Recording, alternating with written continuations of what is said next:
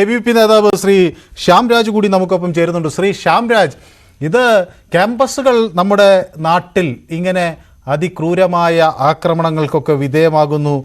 സ്വാഭാവികമായും ഇതിൽ ABVP വളരെ ശക്തമായ നിലപാടെടുക്കുന്നുവെന്നൊക്കെ താങ്കൾക്ക് അവകാശപ്പെടാം. പക്ഷേ എങ്കിലും ഒരു CBI അന്വേഷണം ശക്തമായി വരാൻ എന്ത് സമ്മർദ്ദം ചെലുത്താനാകും ഒരു വിദ്യാർത്ഥി പ്രസ്ഥാനമെന്ന നിലയിൽ ABVPക്ക്? ഒന്ന്, ഞാൻ ABVPയിൽ വർഷങ്ങൾക്ക് മുമ്പ് ABVPയുടെ സംസ്ഥാന സെക്രട്ടറിയും ദേശീയ സെക്രട്ടറിയുമായിട്ട് 4-5 വർഷം മുമ്പ് ഉണ്ടായിരുന്ന ആളാണ്. നിലവിൽ ഞാൻ യുവമോർച്ചയുടെ ദേശീയ സെക്രട്ടറിയാണ്. എന്തായാലും ഈ ക്യാമ്പസിന്റെ വിദ്യാർത്ഥി സംഘടനാ പ്രസ്ഥാനമായിട്ട് 10-15 വർഷത്തോളം പ്രവർത്തിച്ച ഒരാളെന്നുള്ള രീതിയിൽ തീർച്ചയായിട്ടും ഈ വിഷയമായിട്ട് ബന്ധപ്പെട്ട് സംസാരിക്കണം. അതിന് നിങ്ങൾ ചോദിച്ച ചോദ്യങ്ങൾക്ക് ഉത്തരങ്ങൾ പറയുവാൻ ഞാൻ ബാധ്യസ്ഥനുമാണ്. ഇത് കേവലമായിട്ട് ഒരു വിദ്യാർത്ഥി പ്രസ്ഥാനത്തിനോ യുവജന പ്രസ്ഥാനത്തിനോ അല്ലെങ്കിൽ കേന്ദ്രം ഭരിക്കുന്ന രാഷ്ട്രീയ പ്രസ്ഥാനത്തിനോ ഒക്കെ എന്ത് ചെയ്യാൻ വേണ്ടിയിട്ട് സാധിക്കും? തീർച്ചയായിട്ടും അതിന് ഉത്തരം പറയണം. പക്ഷെ അതിനു മുമ്പ് എന്തുകൊണ്ട് ഞങ്ങൾ ഇങ്ങനെ ഒരു സമ്മർദ്ദം ചെലുത്തേണ്ടി വരുന്നു എന്നുള്ള കാര്യം നമ്മളൊന്ന് ആലോചിക്കേണ്ടതായിട്ടുണ്ട്. നോക്കി, ഈ കേസിന്റെ തുടക്കം മുതൽ ഈ ഒരു ഇടതുപക്ഷത്തിന്റെ അവരുടെ വലിയ ഒരു എക്കോസിസ്റ്റം ഉണ്ട്.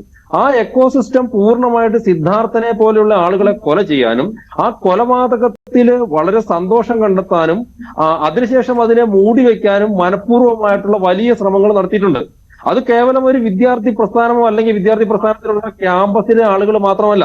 നോക്കൂ, സിദ്ധാർത്ഥന്റെ മരണം നടന്ന സമയത്ത് ഈ ചില ഇടതുപക്ഷ ബുദ്ധിജീവികൾ എന്ന് പറയുന്ന ആളുകളടക്കം അവർ വലിയൊരു നറേറ്റീവ് ഉണ്ടായി. ക്യാമ്പസിലെ റാഗിങ്ങിന് ഞങ്ങൾ എതിരാണ്, ക്യാമ്പസിൽ റാഗിങ് നടക്കാൻ വേണ്ടി പാടില്ല. അതായത് ഇടതുപക്ഷ വിദ്യാർത്ഥി സംഘടന, SFI വിദ്യാർത്ഥി സംഘടന എന്ന വിദ്യാർത്ഥി സംഘടന കേരളത്തിലെ 100 കണക്കിന് ക്യാമ്പസുകളിൽ വർഷങ്ങളായി നടത്തിക്കൊണ്ടിരിക്കുന്ന താലിബാനിസം, ആ താലിബാനിസത്തിന്റെ ഫലമായിട്ട് ഒരു ചെറുപ്പക്കാരൻ കൊല്ലപ്പെട്ടപ്പോ ആ വിഷയം പുറത്തറിഞ്ഞപ്പോൾ അവരുടെ ദൗർഭാഗ്യവശാലും ഈ പൊതുസമൂഹത്തിന് ഭാഗ്യവശാലും ആ വിഷയം പുറത്തറിഞ്ഞ സമയത്ത് അതിനെ എങ്ങനെയൊക്കെ മൂടി വെക്കാവോ ആ രീതിയിലെല്ലാം വളരെ ബുദ്ധിപരമായിട്ട് ഇവർ പറയുന്നത് റാഗിംഗ് ആണ്. നിങ്ങളെടുത്തു കേരളത്തിലെ പ്രധാനപ്പെട്ടിട്ടുള്ള ഇടതുപക്ഷ ജിഹുകളായിട്ടുള്ള മുഴുവൻ ആളുകളും തുടക്കത്തിൽ പറഞ്ഞത് ഇതൊരു റാഗിംഗ് ആണെന്നാണ്. കാരണം അവർക്ക് ഇത് SFIയുടെ തലയിൽ കെട്ടിവെക്കുന്നതിനപ്പുറത്തേക്ക് റാഗിംഗ് ആക്കി ഇതിനെ മാറ്റണം ഒന്നത്. അതിനുശേഷം ഈ അധ്യാപകർ, ഡീൻ അടക്കമുള്ള, അയാൾ അധ്യാപകൻ എന്ന് വിളിക്കാൻ താല്പര്യപ്പെടുന്നില്ല, ഡീൻ അടക്കമുള്ള ആളുകൾ എന്താണ് ചെയ്തത്? ഈ കേസ് എങ്ങനെയെല്ലാം തേച്ചു മാറ്റി കളയാവോ അങ്ങനെയെല്ലാം തേച്ചു മാറ്റുക തന്നെ ചെയ്തു. ഒരു വീഡിയോ നിങ്ങൾക്കെല്ലാം കിട്ടിയിട്ടുണ്ടാവും എന്ന് ഞാൻ കരുതുന്നു, ഞങ്ങളൊക്കെ കാണിക്കുകയുണ്ടായി. ഈ വിഷയം പുറത്തു പറയരുത്. സിദ്ധാർത്ഥന്റെ മരണശേഷമുള്ള അനുസ്മരണത്തിലാണെന്നാണ് എന്റെ ഓർമ്മ. ആ സമയത്ത് ഈ ഡീൻ പറയുകയാണ് ഈ വിഷയം പുറത്ത് പറയരുതെന്ന്. ഞങ്ങൾ തന്നെ ഈ സിദ്ധാർത്ഥന്റെ വിഷയമായിട്ട്, ഈ മരണവുമായിട്ട് ബന്ധപ്പെട്ട് എത്രയോ വിദ്യാർത്ഥികളെ നേരിട്ട് ബന്ധപ്പെടാൻ ശ്രമിക്കുമ്പോഴും പല വിദ്യാർത്ഥികളുമായിട്ട് ഞങ്ങൾ ബന്ധപ്പെട്ടു.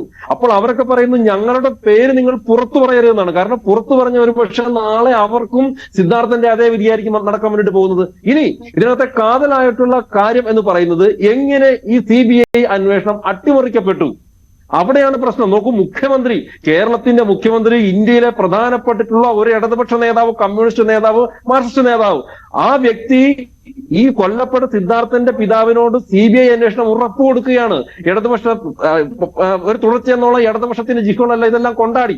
അതിനുശേഷം എന്താണ് ഇവർ പ്രതീക്ഷിച്ചത്? ഇവിടെ സംഭവിച്ചത് എന്താ വെച്ചാല് ഈ മുഖ്യമന്ത്രി അടക്കമുള്ള ഇടതുപക്ഷ ഈ താലിബാനികൾ പ്രതീക്ഷിച്ചത് ഇങ്ങനെ ഈ ഇലക്ഷനിലേക്ക് സമയമായതുകൊണ്ട് ഒരു CBI അന്വേഷണം എന്നൊക്കെ പറഞ്ഞിട്ട് ജനങ്ങളുടെ ഒരു ചൂടൊക്കെ കൊണ്ട് തണുപ്പിക്കാം, അതിനുശേഷം ഈ വിഷയം പതിയെ അങ്ങോട്ട് ആറുമ്പോൾ ആരും ശ്രദ്ധിക്കാതിരിക്കും എന്നാണ് ഇവർ പ്രതീക്ഷിച്ചത്. ഇനി നിങ്ങൾ ABVPയുടെ കാര്യം പറഞ്ഞുകൊണ്ട് ഒരു കാര്യം കൂടി, ഈ വാളയാർ വിഷയം സംഭവിക്കുന്ന സമയത്ത്, വാളയാർ ഞങ്ങളൊക്കെ വലിയ സമരം നടത്തി വരുന്ന സമയത്താണ് ഈ വാളയാർ കുട്ടികളുടെ അമ്മയെയും അച്ഛനെയും കൊണ്ട് പിണറായി വിജയൻ തിരുവനന്തപുരത്ത് വിളിപ്പിക്കുന്നത്.